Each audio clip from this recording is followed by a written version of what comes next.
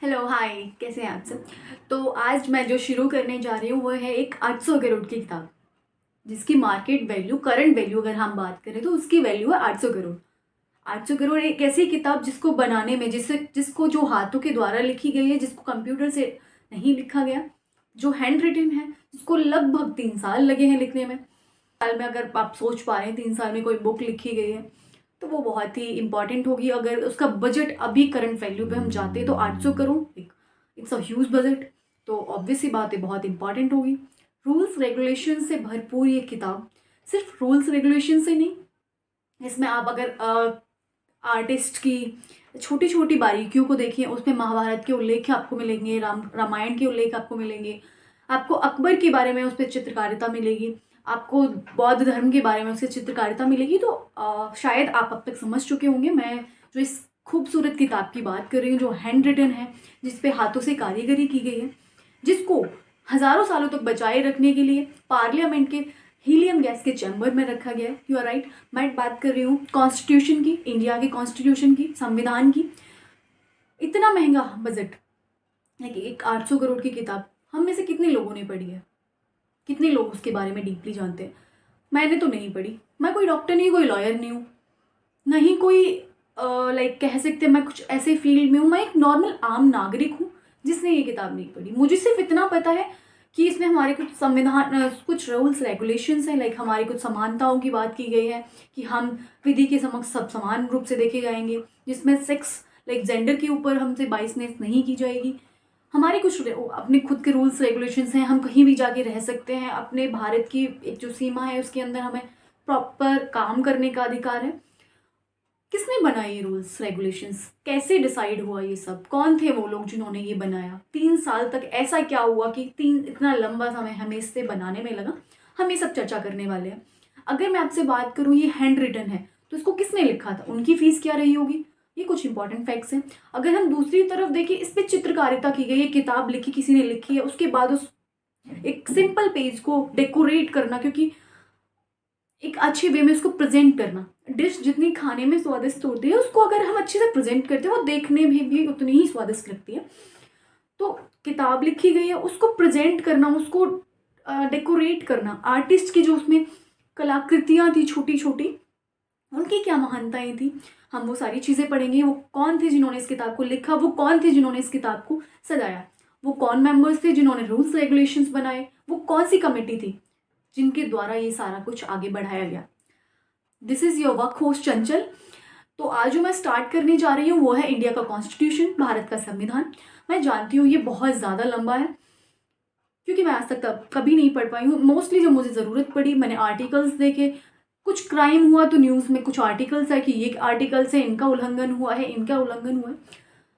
पर सीरियसली एक word like कहते हैं जिसे मुस्लिम लोगों के शब्द को मैंने एक सुना, इकरार। इकरार का मतलब होता है पढ़ना, कि हमारे पास कुछ सोर्स है, हमारे पास एक संविधान है, पर हमने उसको अभी पढ़ा नहीं है। बस हमें जो बताया गया ये हमारा रूल है, हमने उसको मान लिया, ठीक है इन्होंने कहा है भाई वो सही होगा, ठीक है वो कहीं तक सही है, उन्होंने पढ़ा है, उन्होंने हमें बताया। पर हो सकता है कि मेरे बोलने के तरीके में तुम्हारे बोलने के तरीके में दो चीज़ों में डिफरेंस हो। मैं अपनी सहूलियत के हिसाब से आपको बताऊंगी, आप अपनी सहूलियत के हिसाब से जिस तरीके से आपको बेटर लगेगा। तो इस सहूलियत को हटाते हुए मैंने सोचा कि क्यों ना मैं ये बुक एक बार तो मैं रीड करूं, क्योंकि इतनी महंगी बुक जिसको इतनी मेहनत से बनाया गया, तो उनके ऑनर के ही रूप में इस बुक को मैं एक बार एटलीस्ट पढूं। ये बुक इतनी बड़ी है, इसमें इतने ज़्यादा आर्टिकल्स है, तो शायद मैं कंटिन्यू अगर मैं इसको करती हूँ तो मैं नहीं कर पाऊंगी, अकेले तो मेरे बस का नहीं हो पाता है, क्योंकि पढ़ाई नहीं हो पाती भाई। अगर आप मुझे मूवी दिखा रहे हो तो मैं एक विजुअल के तरीके से उसको माइंड में कैप्चर कर लेती हूँ कि वो विजुअल ऐसे आया था, तो शायद उसी वे में मैं ये प्रेजेंट कर रही हूँ, क्योंकि मैं एक एक पार्ट करके, एक आर्टिकल करके ये कंप्लीट करने वाली हूँ, जो कि आपके साथ ही कंप्लीट करूँगी। पर कहीं ना कहीं मैं अकेले तो करूँगी नहीं, क्योंकि मैं बोर हो जाऊँगी कंसिस्टेंसी नाम की, क्योंकि मैं एक ह्यूमन बींग हूँ एज वेल। तो मैं चाहती हूँ कि मैं ये आपके साथ कंटिन्यू करूँ। तो हम आज जो शुरू करने वाले हैं, मैं आपको कुछ इंटरेस्टिंग फैक्ट बताती हूँ जो मुझे सीरियसली आज कुछ पता चले, और सीरियसली वो इतने ज़्यादा इंटरेस्टिंग है कि आप, फर्स्टली हम बात करते हैं कि इसको लिखा किसने था। हैंड रिटन है। आप अगर ये एक वर्ल्ड लाइब्रेरी में स्टोर की गई हुई है, मैंने एक वहाँ से डाउनलोड की, मैंने उसको इतने प्यार से देखा है खोल के, इतनी प्यारी उस पर ड्राइंग्स हो रखी हैं। बात करेंगे कि इसकी शुरुआत कैसे हुई। जब 1947 में जब अपना बंटवारा हो चुका था, पार्टीशन ऑलरेडी हो चुका था, ब्रिटिश हमारे यहाँ से जा चुके थे, तो अब जो हमारे लोगों पे जिम्मेदारी आई उसको था कि हमारे पास रूल्स रेगुलेशंस क्या होंगे, हमारी कंट्री कैसे, हमारे कंट्री में इलेक्शंस होंगे, कैसे हमारे लीडर्स को चुना जाएगा, क्या एक नॉर्मल इंसान के लिए हमारा रूल्स रेगुलेशंस होंगे। तो वो सब बनाने के लिए कुछ एक मेंबर्स की कमेटी निकली जिन्होंने 60 कंट्रीज़ को विजिट किया। वहाँ से उन्होंने कुछ अच्छे जो राइट्स थे उनको अडेप्ट किया, कुछ रूल्स थे उनको अडेप्ट किया। आपने ज़रूर सुना होगा कि हमारा कॉन्स्टिट्यूशन बोरोड है।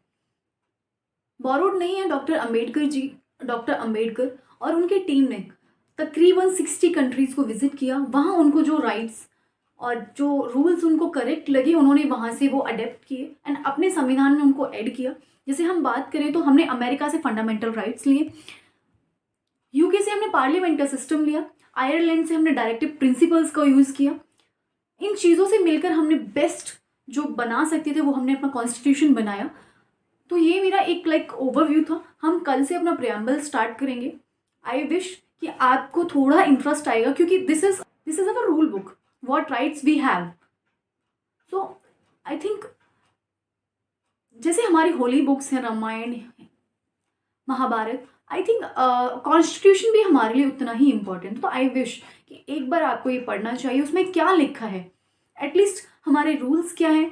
इस बुक को बनाने में इतना टाइम गया, कुछ तो इम्पॉर्टेंट रहा होगा, कुछ तो हमारे लिए ज़रूरी रहा होगा। पार्ट बाय पार्ट हम इसको पढ़ेंगे, इसमें क्या क्या अमेंडमेंट्स हुई, उसके पीछे की क्या स्टोरी आ रही हैं, हम सारी चीज़ें डिस्कस करेंगे। हम कल से अपना पहला एपिसोड स्टार्ट करेंगे, मैं एक सीरीज स्टार्ट कर रही हूँ एंड देन कंप्लीट होने तक हम ये देखेंगे पार्ट बाय पार्ट, जहाँ हमें लगेगा जो इम्पॉर्टेंट है, जिसकी पीछे की स्टोरीज मैं आपको सारी चीज़ें बताऊंगी ताकि मुझे इंटरेस्ट आए देन आपको भी इंटरेस्ट आए एज वेल। क्योंकि स्टोरी दोनों तरफ से चलती है, अगर मैं बोलती जाऊँ आपको मज़ा ही ना आए तो कह ही नहीं सकते, क्योंकि मुझे सीरियसली ये पढ़ना है। आई विश कि आप भी थोड़ा इंटरेस्ट लेंगे क्योंकि ज़रूरी तो है।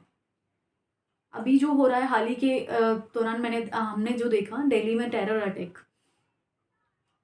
बहुत दुखद समाचार था। शायद अपने परिजनों को खोने का दुख कोई बयां भी नहीं कर सकता। मैं तो कहीं ना कहीं हमारे लिए हमें जो बताया जाता है कि ये सही है वो सही है, किसने बोला, क्यों बोला, कुछ तो उसके पीछे कहानी रही होगी। तो हम वो कहानियाँ जानेंगे, किस तरीके से ये मेंटालिटी हमारे अंदर लाई गई, क्या हमारे लिए सही था, क्या हमारे लिए गलत था, आगे क्या क्या अमेंडमेंट्स उसमें हुए हैं, क्या बदलाव किए गए टाइम के चलते, हम ये सारी चीज़ें पढ़ेंगे। बताती हूँ, हर असेंबली का एक सिंबल होता है, तो हमारे असेंबली को भी एक सिंबल देना था। तो इसका हमारा सिंबल क्या दिया गया, एक हाथी। हाथी क्यों देने का एक रीज़न क्या था, उसके पीछे था इंडिया की स्ट्रेंथ, रिच हेरिटेज और सबसे ज़रूरी हमारे कॉन्स्टिट्यूशन का साइज़।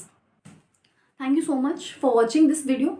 आई विश आपको ये स्टोरी सीरीज आप स्टोरी समझिए, सीरीज समझिए, आप एक इम्पॉर्टेंट थिंग समझिए, समझना तो आपको पड़ेगा।